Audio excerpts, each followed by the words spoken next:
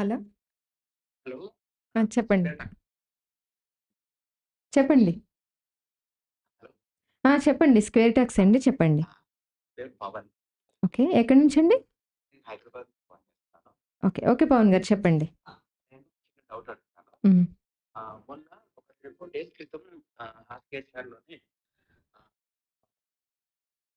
మనసు, మెదడు అంటూ ఏది ప్రత్యేకంగా ఉండదు. హ్మ్. ఒకటి చెప్పారు వీడియోలో. హ్మ్. Long back 2017 and 18 words from my కౌన్సిలింగ్‌లో హ్మ్. మాట్లాడుతున్న మాటలు నీ మనసుని వ్యక్తపరచాలి, నీ మెదడుని వ్యక్తపరచకూడదు మాట చెప్పారు. ఒకటి రాశారు రాఘవ్ గారు. ఎస్. దీన్ని ఎలా చూడొచ్చు? రైట్. మనసు మెదడు వేరు ఉండవు అని చెప్పింది నేనేనా మీరనేది? ఎవరు చెప్పారు అది? మనసు, మెదడు ఒకే రకంగా ఉండవని చెప్పింది వేరు ఎవరండి? ఉండవని. వేర్వేరు ఉండవని చెప్పింది ఎవరండి? హరి సార్ చెప్పారా? మొన్న వీడియోలో రైట్. అర్థమైంది మనసు నేను. అంటే బ్రెయిన్, మైండ్ ఇలా చెప్పారు కొంచెము. రైట్. ఓకే. మీ వాయిస్ అలా ఎక్స్‌ప్లెయిన్ చేయడం రావట్లేదు. రైట్. ఓకే నేను అండి. మీరు నాకు అర్థమైంది. వాయిస్ మీ క్వెషన్ మ్యూట్ చేయండి. Sir right. మాట్లాడతారు. రైట్. సో, మనసు, మెదడు వేరు ఉండవని కాదు.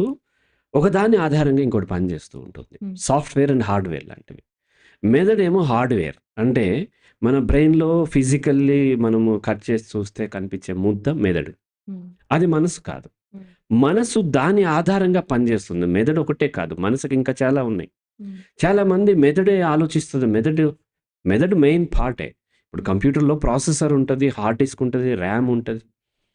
అలాగే ఎస్ఎంపీఎస్ ఉంటది, కీబోర్డ్ ఉంటది, మౌస్ ఉంటది, మానిటర్ ఉంటది. ఇట్లా అనేక రకాలు కలిసిన తర్వాత ఆ కంప్యూటర్ పనిచేయటం మొదలవుతుంది. సేమ్ అలాగే brain, spinal cord, nervous system and hormones, blood ఇలా అన్నీ కలిపి మనకి ఆ బేస్ మీద మనసు పనిచేస్తుంది. పోనీ ఇక్కడే ఉందా? ఇక్కడ కూడా లేదు. మెదడులోనే మనసు ఉందని చాలామంది నో. మెదడు ఆధారంగా పనిచేస్తుంది. మెదడు లో అంటే మనము అన్‌కాన్షియస్ ఉన్నప్పుడు కూడా మెదడు ఉంది కదా! నో. ఇది ఈ యొక్క ఎక్స్టర్నల్ వరల్డ్‌లో కూడా ఉంది. ఎక్స్టర్నల్ వరల్డ్‌కి ఇప్పుడు ఆ రెడ్ కలర్‌కి నా కళ్ళు స్టిమ్యులేట్ అయితుంటే నా మనసులో రెడ్ అనేది రియాక్ట్ అవుతుంది. హ్మ్. ఇది నిరంతరం ఏంటంటే రియాక్షన్ ఉంటుంది. ఓకే. ఆ రియాక్షన్ మెదడు రియాక్ట్ అవుతుంది. అండ్ బాడీ రియాక్ట్ అవుతుంది. ఆ రియాక్షనే మనసు. రైట్. మనసు అనేది మెదడులో రికార్డ్ అయిన డేటా ప్లస్ మనకొచ్చేటువంటి వచ్చే సిగ్నల్స్ అంటామా, సిగ్నల్స్ ఏవైతే వస్తున్నాయో లాంగ్వేజ్ రూపంలో, సౌండ్స్, కలర్స్, షేప్స్ రూపంలో ఇలా ఉండేదానికి రియాక్షన్‌ని మనసు అంటున్నాం. మ్యూట్ చేయండి. ఒక డౌట్ ఉంది. అడగండి. అడగండి. యాక్చువల్‌గా నేను అడిగిన డౌట్ ఏంటంటే లాంగ్ బ్యాక్ అది అర్థమైంది. అది ఆన్సర్ చేస్తున్నాను. సో, మీ యొక్క మనస్సుని వ్యక్తపరచాలి. మెదడుని మన మనస్సుని వ్యక్తపరచాలి తప్ప అవును. మెదడుని మన తెలివితేటల్ని కాదు అన్నట్టు ఒకటి ఆ! రాశారు. రైట్. పేరేమన్నారు? పవన్. పవన్ గారు, ఇక్కడ మీరు కొంత కన్‌ఫ్యూజ్ ఏమయ్యారంటే, మీ మాటలు మీ మనసును వ్యక్తపరచాలి తప్ప తెలివిని కాదు అన్నాను. హ్మ్. మెదడు అనలేదు నేను. హ్మ్. మెదడు వేరు, కంప్లీట్‌లీ వేరు. మనసు, మెదడు ఈ రెండిటి మనసు, తెలివి. మనసులోనే తెలివి కూడా ఉంటుంది. ఇక్కడ నేను మనసు అనేది ఎలా వాడాను అంటే, అక్కడ వాడింది ఎమోషనల్‌గా మీకున్నటువంటి ప్రోగ్రామ్‌ని వ్యక్తపరచాలి తప్ప, మీకున్న తెలివితేటలు కాదు. మనం ఏం చేస్తాం, ఎవరైనా రాగానే విపరీతంగా మన తెలివిని ప్రదర్శిస్తూ ఉంటాం. హ్మ్. నేను అంత గొప్పవాడిని, ఇంత గొప్పవాడిని, ఇంత ఇది చేశాను, అట్లా చేశాను అని చూపించే ప్రయత్నం చేస్తాం. అప్పుడు అవతల వాడు సర్దుకుంటాడు. హ్మ్. అలా కాదు. అలా కాకుండా మీరు మాట్లాడేటప్పుడు మీరు ఏంటి మీ వ్యక్తిత్వం ఏదో తెలియచేయాలి తప్ప తెలివిని కాదు. ఎందుకంటే మనం తెలివిని వ్యక్తపరిస్తే ఎదుటివాడు ఇంకా మరింత తెలివైనవాడు. వాళ్ళు మరింత తెలివిగా ఎవరు ఇక్కడ పిచ్చివాళ్ళు లేరు. అవును. కాబట్టి ఎప్పుడైతే మీ మనసును పరిచారో ఎదుటి వ్యక్తి కూడా మనసును పరిచే అవకాశాలు పెరుగుతాయి. హ్మ్. ఒకవేళ ఎదుటి వ్యక్తి తెలివిని చూపించాడనుకోండి, మనం అక్కడి నుంచి విత్‌డ్రా అయిపోతాం. హ్మ్. ఒక బంధము తెలివితో ఏర్పడదు. మనసుతో ఏర్పడుతుంది. ఇప్పుడు నా చుట్టూ ఉన్నవాళ్ళు రకరకాల లెవెల్ ఇంటెలెక్చువల్ కెపాసిటీ ఉన్నవాళ్ళు, రకరకాల లెవెల్స్, రకరకాల డైవర్సిటీ ఐడియాలజీలో ఉన్నవాళ్ళు. హ్మ్. కంప్లీట్ మావోయిజం దగ్గర నుంచి తీసుకొచ్చి ఆర్ఎస్ఎస్ దాకా ఉన్నారు. కంప్లీట్ హై లెవెల్ ఏజ్ దగ్గర నుంచి మొదలుపెట్టి చిన్న పిల్లల దాకా ఉన్నారు. మన హర్షిత లాంటి వాళ్ళు. హ్మ్. 60 నుంచి దాదాపుగా 20 ఇయర్స్ వాళ్ళ దాకా ఉన్నారు. నా చుట్టూనే ఉన్నారు హ్మ్. వాళ్ళందరూ. సో, మేమందరము కలిసి సరదాగా మాట్లాడుకోగలుగుతాం. రకరకాల క్యాస్ట్స్ ఉన్నాయి. అవును. బ్రాహ్మిన్స్ దగ్గర నుంచి మొదలుపెట్టి ఎస్సీ దాకా. అవును. అలాగే వచ్చేసి రకరకాల అంటే డైవర్సిటీ ఉంది మొత్తం. హ్మ్. అయినా మేము ఎలా ఉండగలుగుతున్నాము? ఇది తెలివి వల్ల కాలేదు. హ్మ్. ఇది కేవలం మనసు వల్ల మాత్రమే జరుగుతుంది. మనసు అంటే అవును. ఏంటంటే, సాటి మనిషిని, సాటి జీవరాశిని గౌరవించటం. వాళ్ళ పెయిన్‌ని కూడా నేను ఫీల్ అవ్వటం. హ్మ్. లైఫ్ ఎప్పుడు కలెక్టివ్ లైఫే ఉంటది. సెపరేట్‌గా ఒకరి లైఫ్ అంటూ ఉండదు. హ్మ్. మనం ఎంత సెపరేట్ చేసుకున్నా కుదరదు. ఎందుకంటే కరోనా వచ్చినప్పుడు పక్కింటోడికి కరోనా రావాలి అని ఎవరు కోరుకోలే. అవును. పక్కింటోడి జీవితం నాశనం అవ్వాలి అందరూ కోరుకున్న వాళ్ళు, కరోనా పక్కింటోడికి రావాలని ఎందుకు కోరుకోలేదు? బికాజ్ వాడికొస్తే నాకు కూడా వచ్చేస్తది. అవును. కదా! కాబట్టి మన శరీరం గూడా అంతే. అన్ని కణాలు ఒకదానికొకటి లింక్ అయ్యి ఉంటాయి. హ్మ్. ఒక కణం పాడైతే దాని ప్రభావం రెండో కణం మీద ఉంటది. అవును. అలాగే మామిడి పళ్ళు పెట్టినప్పుడు ఇప్పుడు మామిడి పళ్ళ సీజన్ గదా! హ్మ్. వాళ్ళేం చేస్తారంటే గడ్డిలో పెట్టి ఒకదానికి ఒకదానికి టచ్ కానివ్వకుండా పెడుతూ ఉంటారు. ఒకటి పాడైపోతే వెంటనే దాన్ని తీసేస్తారు. హ్మ్. ఉండనివ్వచ్చు గదా! ఆ యొక్క ఇన్ఫెక్షన్ మిగతా వాటిలన్నిటికి వెళ్తుంది. మిగతాయి కూడా పాడయ్యే అవకాశాలు. హ్మ్. అలాగే మానవ జీవితం గూడా అంతే. మానవ జీవితం కాదు. ఏ యానిమల్, ఏ జీవరాశి జీవితమైనా అంతే. చుట్టూ మురికి వాడలు ఉంటూ, మధ్యలో పెద్ద ఇల్లు కట్టుకున్నాం అనుకుందాం. అంబానీ కట్టుకున్నట్టు. మనమేమి హ్యాపీగా ఉండలేము. అది ఫేక్ హ్యాపీనెస్. హ్మ్. Fake happiness.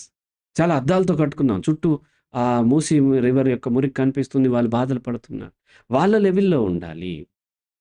రైట్? కాబట్టి ఆ యొక్క భావోద్వేగము లేదంటే అర్థం చేసుకున్నటువంటి అంటే ఆ యొక్క కలెక్టివ్ లైఫ్‌ని అర్థం చేసుకోవటం, అర్థం చేసుకున్న మనసును ఉంటే ఆ మనసు తెలియచేయాలి. కోపం గూడా వస్తుంది నాకు. చాలామందికి కోపం వస్తుంది. మేమెవరం గూడా కోపం దాచుకోం. హ్మ్. రమణ సార్ గూడా అన్నారు. కోపం నేను వ్యక్తపరుస్తాను. ఎందుకంటే ఈ దాచేయటము ఇదంతా తెలివితో వచ్చింది. అవును. ఇక్కడ రాంగ్ ఇంటెలిజెన్స్ వచ్చింది. సమస్య ఏంటంటే చాలామంది ఎమోషనల్ ఇంటెలిజెన్స్ ఉండాలంటారు. ఆల్ ఎమోషన్స్ ఆర్ ప్యూర్, హ్మ్. Biological, natural. All emotions not only negative, positive కూడా అంతే. పాజిటివ్, నెగెటివ్ ఏ ఎమోషన్ అయినా సరే ప్యూర్ అవి. హ్మ్. ఇష్టం వచ్చిన ఎమోషన్ రాదు. దానికి రిలేటెడ్ ఉండాలక్కడ. హ్మ్. నటించలేము ఎమోషన్. తెలిసిపోతూ ఉంటుంది. అవును.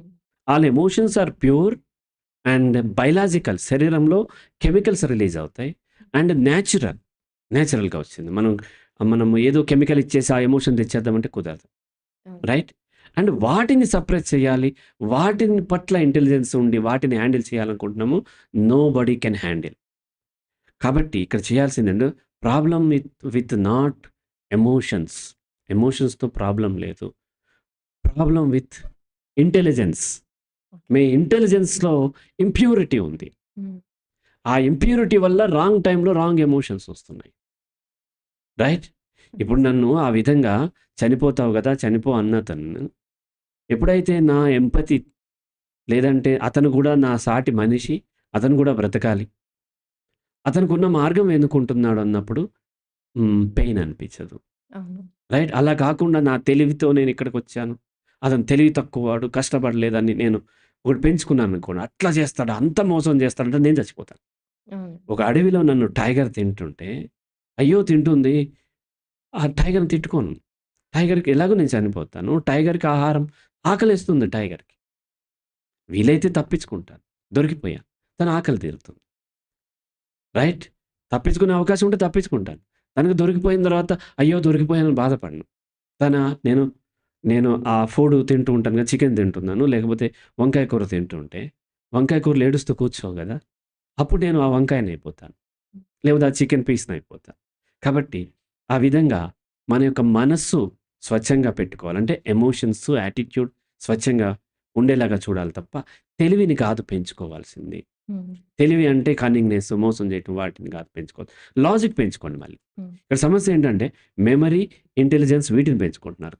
మీకు పెరగాల్సింది ఏంటంటే emotions, pure emotions and wisdom అంటారు. అంటే బుద్ధి పెరగాలి. లాజిక్ పెరగాలి. హ్మ్. లాజిక్ లేకుండా తెలివి ఉంటే మోసం చేయటము, బాధపడటం ఇవన్నీ జరుగుతుంది. ఆ కాంటెక్స్ట్‌లో చెప్పాను. పవన్ గారికి అర్థమైంది. ఇంకా కాల్స్ ఉంటే తీసుకోండి. ఓకే. ఇంకా టైం ఉంది మనకి.